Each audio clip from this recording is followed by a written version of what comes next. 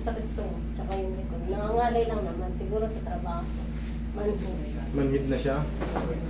Ilang araw mo na nararamdaman? Tagal mo. Tagal na. Kasi likod nangangalay. Dati kasi nagpaano din ako. Parang meron siyang konting ano daw yung spinal cord ko. Tabingi. Sabi Nino. Dun sa x-ray. Pero Tama. matagal na eh. Tama. Kahit matagal yun pa rin yun. Ito, sobrang lalim nandito mo. Ibig sabihin dyan, sa lower back, sa lumbar, very common yan. Lemoscope. Pero pag deviated to the right, dextro. Okay? Yan sa'yo, mild lang. Oo, yun Mild lang.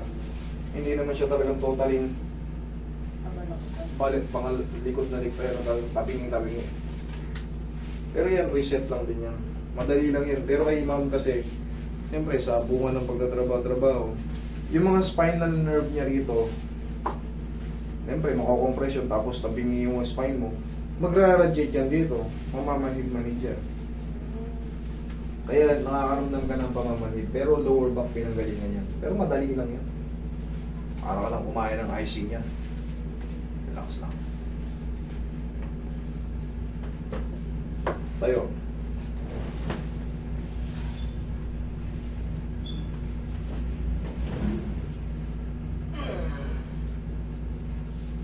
Shoot mo. Relax lang. Nalaman na. Okay. Ito. Okay, ito po.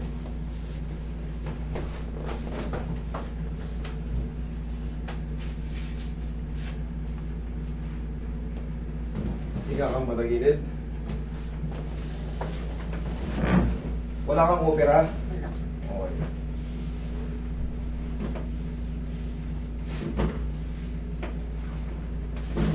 Kabilang side.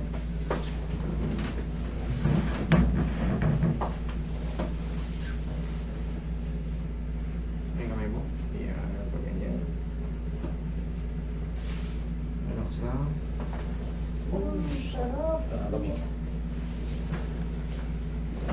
Parang kumuha mo lahat ng ano ng buto mo.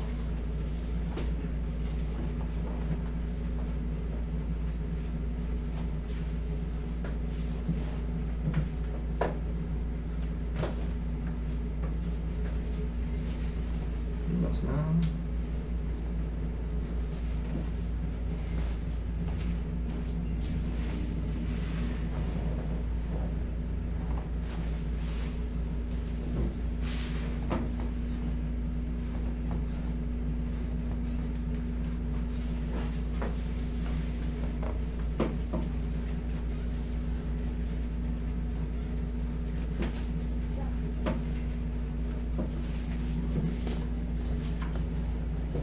Relax lang.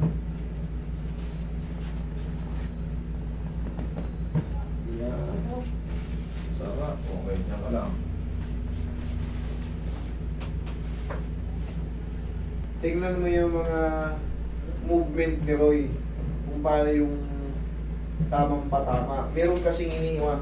Meron tayong kaming mga therapist. Pag unang tuto mo, si Roy, kahit pa, inano ko pa yan, ginaid ko pa yan si Roy, pero mas may lisensya rin yan si Roy, ha? Huwag yung patamaan ito, oh. Kada sayad ng palad nyo niyan, masakit sa pasyente yan, hindi niya sinasabi. Yan o, yung blade na yan. Kada sayad ng kamay mo dyan, sakit yan. Kaya, sabi ko kay Roy, laktawan yan. Laktawan nyo yan, dito na patama. Kasi kada ganun mo yan, kasi ako, ano talaga ako eh. Inoobserbahan ko talaga eh. Nung nag-aaral ako niyan, sabi ko, pag uwi ko, sakit na dito ko ah. Kaya kasi estudyante, instructor, hanggang sa parehas na estudyante, patamaan. O, siyempre, habang magkakaklase kayo, nag-oobserbahan kayo, kumusta yung dito mo, sabi ko, sumakit dito, sumakit dito. O yung ginawa ko sa'yo, okay naman, okay. Yung hindi ka kasi, iaano mo yan eh.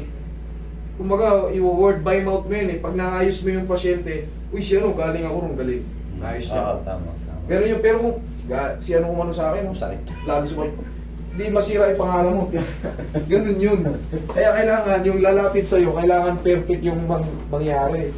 Kasi kahit magkakaklase tayo, kung kunyari, eto, 3 tayo magkaklase, yung babae, di, 3 lang sila, yung babaeng mano sa akin, ang sakit eh. No? Ngayon, iiwasan nila ngayon yung therapist na yun.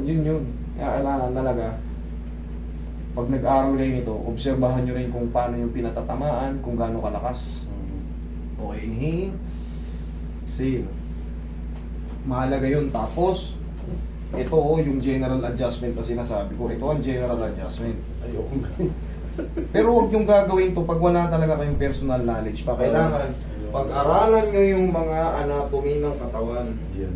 Para sa compensation, para alam nyo yung pag hinata ko ba ito ng ganito kalakas, ano kaya madadamage? Tsaka baka may mga opera. Ayan, pag-aralan yan. Titignan nyo kung ano yung magre-react. Pati yung mga hatak-hatak sa paa, hindi yan basta-basta. Kailangan niya may tagapigil dito. Hindi yan basta-basta. Sa paa naman, dito naman, pag dito hahatakin, malalaman naman kasi yung pupuhan eh. Sino yan? Kumatok. Ha? May bata. Bata siguro. Batang lalaki. Mali. Akala ko. Si Lawrence eh. Maganda yung ginawa mo, di ba, sa court pa? Sa court mismo. Habang Hindi pa kasi overpressure yung ligaments. Kaya less na less yung magiging pain niya sa susunod na mga araw. Kinabukasan to, sabi niya sa akin, pre, sa kaman. Nilalakad na niya eh. Oo, kaya kagad. Kaya mas maganda kayo, nakasapatos pa eh. Ako, nakapaglaro pa yung hinahata ko talaga. Basta, swerte kayo pag naglalaro kayo nas nandun ako sa court. Para kayong na-instant orthopedic. Ako naman to, sa takot ko lang din. Kasi pagbagsak ko, iksi na eh. Kala ko putol. Murong. Hmm. Nadidislocate yan eh. Bito. Eh, tingnan mo yung sa likod mo. Ayan, 2 buto yan. Ito. Oh, yan, lumalabas yan. Pero yun nga, sabi ko nga sa'yo, tama yung na yan, na-shoot na. Sa takot ko lang kasi, sabi ko.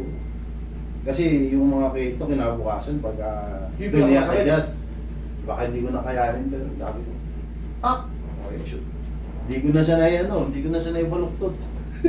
Kinabukasan, nagpunta ako orto.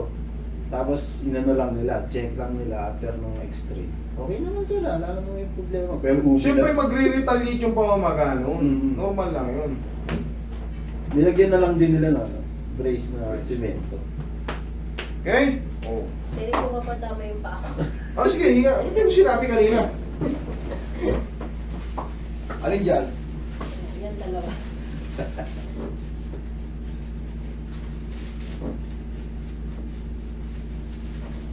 Ba? Yan, kailangan may magdidiin doon. Hindi kayo basta-basta hatak ng hatak.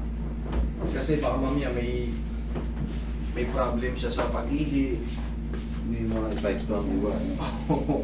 may mga prostate, lalo sa mga matandang lalaki. Huwag kayong hatak ng hatak dyan. Kailangan pag-aralan yun. Hindi nyo. Eh, yung ko lang sinasabi ako, baga, marami na kasi sumusunod sa akin. Yung iba nga, humihingi pa ng board eh. Yung iba, nabigyan ko, pero yung iba, hindi ko mapagbigyan kasi 2 na lang tong board dito eh. Medyo mahal din kasi ang board, kahit pa paano. 4,000 rin yan eh, 4,000 na higit. Ito, magkano nagastos ko rito kasi pinano ko to eh. Pero yung mga nagsisimula, kahit sa knowledge pa lang, may naitatabi na kayo. Para pagdating ng pag-aaral nyo, kailangan makakuha kayo ng certificate kahit pa paano. Huwag kayong kumana na wala talaga kayong Oh, papel. may napanood nga kami. Kasi haharangin din kayo ng mga kagaya natin. Pero kung may papakita kayo, ano man ang harang nila, eh no, lisito lumawak ng likod ng katawan ng tao. Yan ang pinakamahalaga. Kaya yun si Roy, meron yun. LMT yun talaga. Ako siyempre sa abroad ako na gano'n ito. May papakita naman talaga ako. Kaya malakas din ang loob ko.